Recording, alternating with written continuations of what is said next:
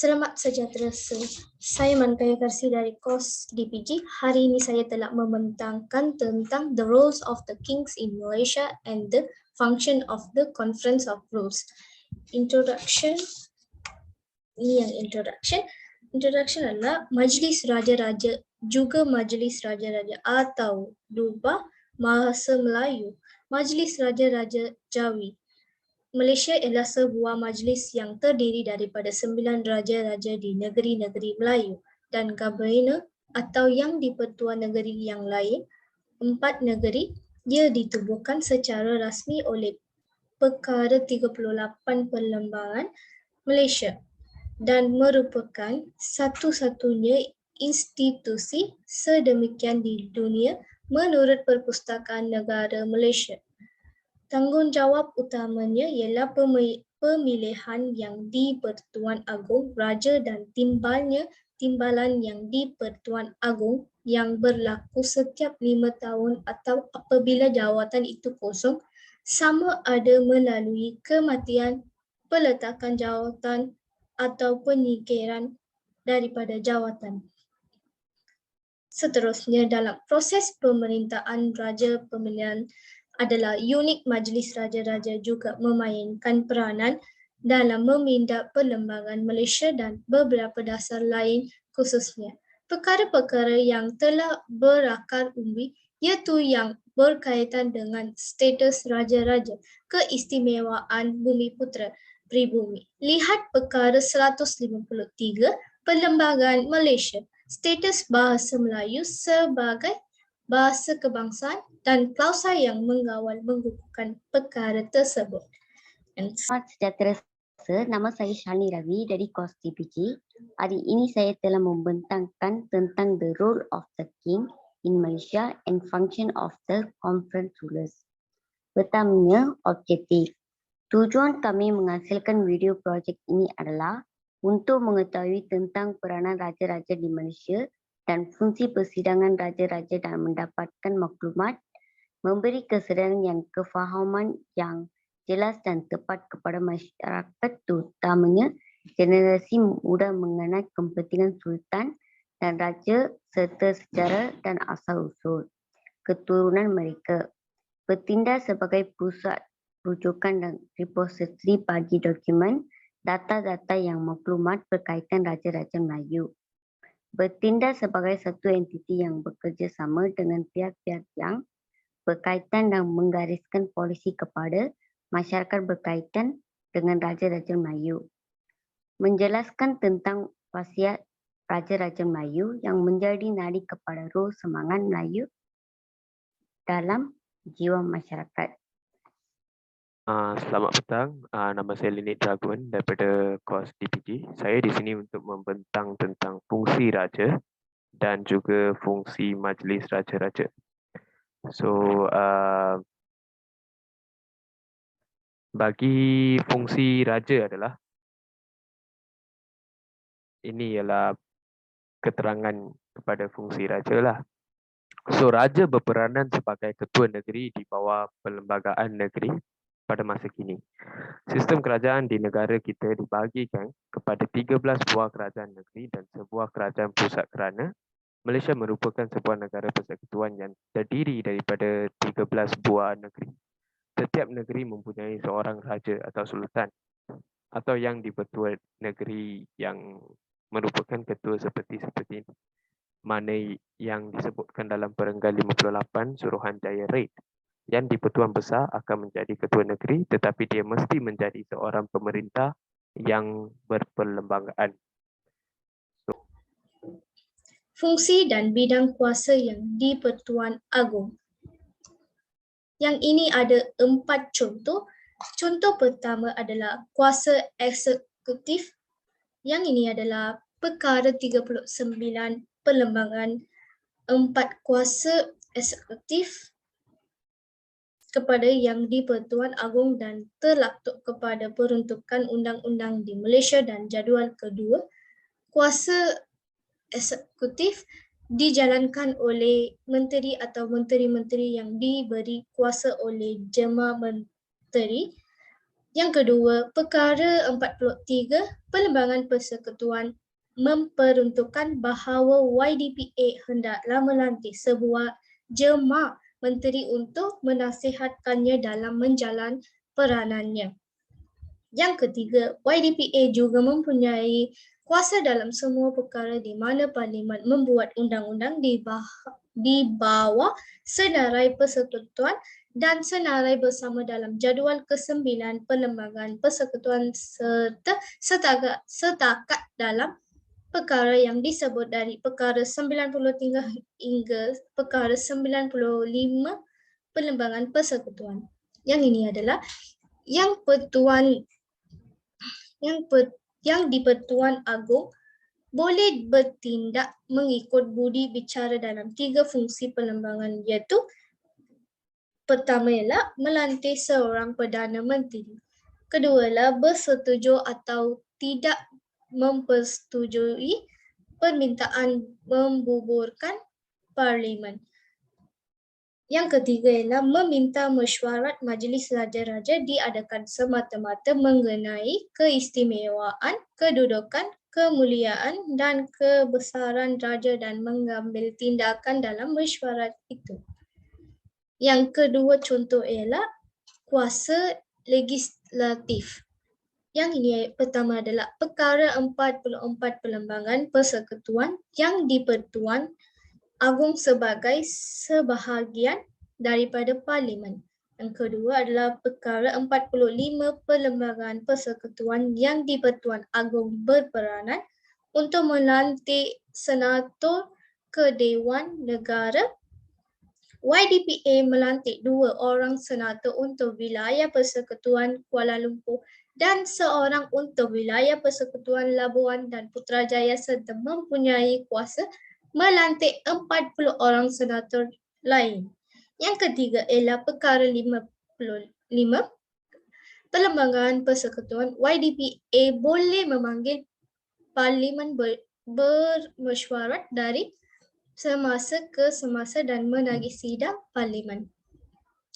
Yang contoh ketiga ialah kuasa kehakiman. Yang ini adalah yang di Pertuan Agong mempunyai fungsi penting dalam bidang kehakiman. Antara tanggungjawab yang di Pertuan Agong adalah Perlembagaan Persekutuan. YDPA melantik Ketua Hakim Negara Mahkamah Persekutuan, Presiden Mahkamah Rayuan, Hakim Besar Mahkamah Tinggi di Persekutuan Melayu, Hakim Besar Mahkamah Tinggi di Sabah dan Sarawak, Hakim Mahkamah Agung, Hakim Mahkamah Rayuan dan Mahkamah Tinggi atas nasihat Perdana Menteri setelah berunding dengan Majlis Raja-Raja. Yang kedua adalah Perlembagaan Persekutuan. YDPA mempunyai kuasa pengampunan bagi semua kesalahan yang dibicarakan di Mahkamah Tentara, semua kesalahan yang dilakukan di wilayah Persekutuan, semua kesalahan yang dibicarakan di Mahkamah Syariah Pulau Pinang, Melaka, Sabah, Sarawak dan wilayah Persekutuan. Pemberian bintang kebesaran dan Ketua Angkatan Tentara. YDPA merupakan pemerintahan tertinggi Angkatan Tentera Persekutuan mengikut perkara 41 Perlembagaan Persekutuan. Yang ini adalah jawatan yang akan dilantikkan berdasarkan nasihat adalah seperti yang pertama, perkara 114 Perlembagaan Persekutuan Suruhanjaya Pilihan Raya. Seterusnya, perkara 137 Perlembagaan Persekutuan Sebahagian Ahli Majlis Angkatan Tentera. Perkara 138 Perlembagaan Persekutuan Sebahagian Ahli Suruhanjaya Perkhidmatan Kehakiman dan Perundangan. Perkara 139 Perlembagaan Persekutuan Suruhanjaya Perkhidmatan Awan. Perkara 140 Perlembagaan Persekutuan Suruhanjaya perkhidmatan polis. Akhirnya, perkara 141 Perlembagaan Persekutuan Suruhanjaya Perkhidmatan Pendidikan. Contoh keempat ialah agama Islam. Yang agama Islam adalah mengikut perkara 3 Perlembagaan Persekutuan Perlembagaan Penerbangan Negeri Melaka, Pulau Pinang, Sabah dan Sarawak hendaklah membuat peruntukan bagi memberi YDPA kedudukan sebagai ketua agama Islam dalam negeri-negeri ini. Yang kedua adalah Perlembagaan Persekutuan juga memperuntukkan YDPA adalah ketua agama Islam di wilayah-wilayah Persekutuan Kuala Lumpur dan Labuan serta bahawa Parlimen boleh menubuhkan majlis untuk menasihat YDPA mengenai perkara berkaitan dengan agama Islam. Latar belakang Raja-Raja Melayu.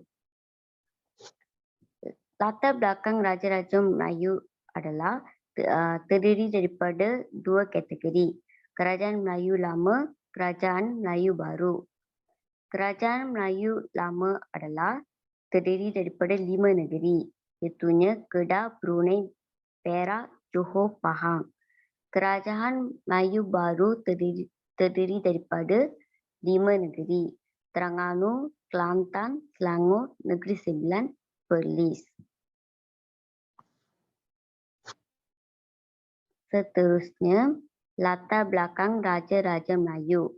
Yang di-Pertuan Agong. Yang di-Pertuan Agong merupakan ketua negara Malaysia yang dilantik setiap 5 tahun daripada 9 orang Raja-Raja Melayu yang berkuasa.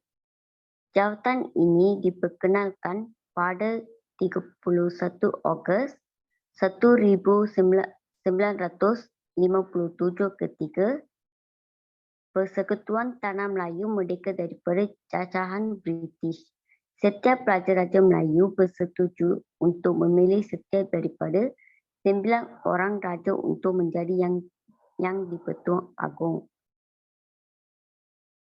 Seterusnya, latar belakang Raja-Raja Melayu. Raja-Raja Melayu adalah Raja-Raja Melayu kini merupakan raja perlembagaan tidak seperti dahulu. Raja-Raja Melayu menjadi tunggak kerajaan monarki mutlak. Setiap Raja-Raja Melayu dilindungi oleh perlembagaan. Setiap daripada mereka berkuasa ke atas negeri taklukkannya. Mereka menjadi ketua agama bagi setiap negeri dan berkuasa ke atas kerajaan negeri.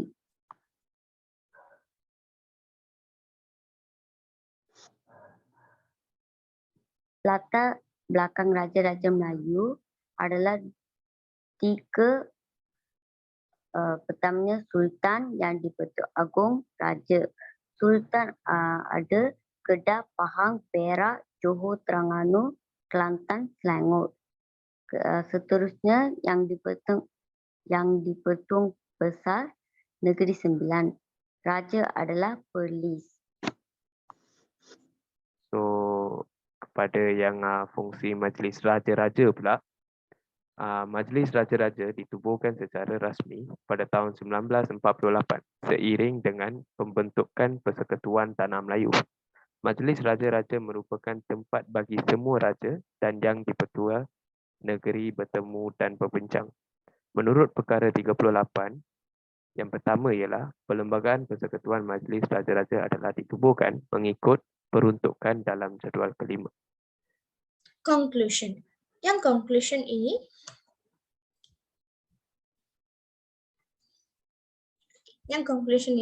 kesimpulannya secara keseluruhannya fungsi Majlis Raja-Raja dan YDPA mempunyai peranannya yang penting dalam hal-hal yang berkaitan dengan negara. Kebanyakan negara-negara yang ada di seluruh dunia yang pada masa dahulu mempunyai sultan atau raja kini lenyap institusi beraja itu dan kita sebagai rakyat Malaysia seharusnya menghargai dan berbangga kerana masih mempunyai sultan atau raja yang dilihat sebagai simbol perpaduan di dalam negara. Thank you.